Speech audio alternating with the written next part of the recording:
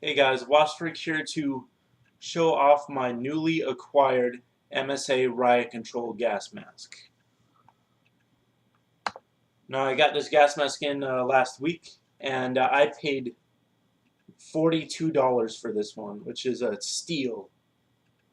This is as close to the mask that I've been dreaming about as I can get. The mask that I want to get is the kind used in the 1981 film My Bloody Valentine. And this is pretty much identical to that mask, except that it is a canister type mask instead of the mask with the hose.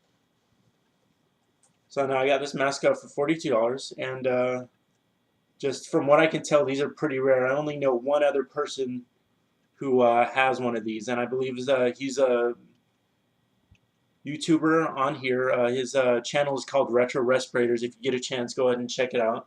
He's the only other person I've seen. Well, no, then there's one other. Well, he's the only other person I've seen with a mask exactly like this one. The only other Riot Control mask like this I've seen is pretty much a Model S, like the one I have, with just a canister and the two exterior outlet valves. Now, just an overview of this mask. This is obviously based on the All-Service series. It's got the same lenses and a voice diaphragm and the same head harness, along with a pretty much identical interior. The interior is pretty much identical to my All-Service Model S. The big difference with this one is that it has the two outlet valves on each side, versus the regular All-Services like mine have the assembly with the flapper valve right here, and then the hose extending downward. This has a, well, it's not exactly a canister, but I'll show you guys in just a second. So inside the mask, you can actually see each of the ports for the outlet valve. And this is just a really, really cool mask, and I love the way it looks. So, and this is as close as I'm going to get to the My Bloody Valentine gas mask. Now here's the main canister part right here. There's actually two of them in here, and it's secured by a metal band. So let me go ahead and unscrew that.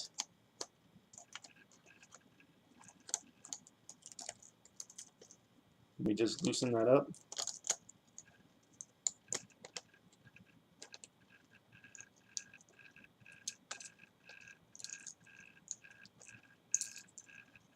I'm just going to loosen it as much as I can. Getting it back on is a major pain.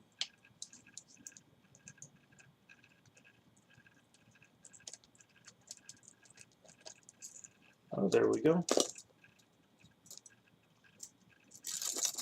See, the metal band comes right off, just like the parts on all the other All-Services. And then we have an exterior filter. This is basically just a cloth in a spiral pattern. And then there's an absorbent cartridge, which is similar to the Sesco fume masks. And I assume the other one is a pre-filter. This is kind of like a cartridge. And on mine, it's actually leaking the charcoal, which is why I'm not actually going to wear the mask with the filters installed for this video. So it's like a hockey puck. It's just charcoal on the inside and then paper or some kind of cloth on the outside. So it's pretty interesting. And I'm going to go ahead and put the mask on to continue the review.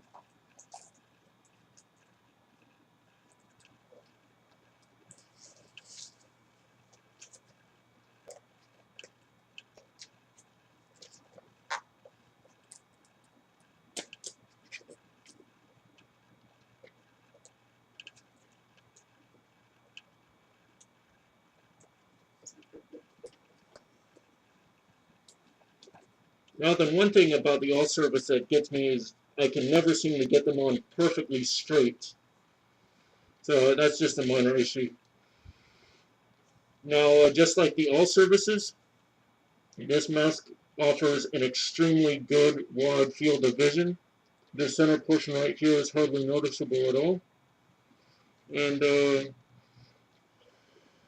this one is fairly comfortable. I had to struggle to get it on at first, as is common with these masks. So once the facepiece sets over time, it'll curl inwards and be actually pretty hard to put on.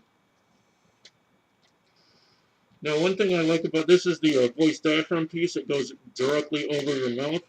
So there's a pretty much straight path right to the voice diaphragm. However, I suspect that this one is significantly less clear than my all-service Model S. Just from inside the mask, it seems like there's a significant amount of buzzing.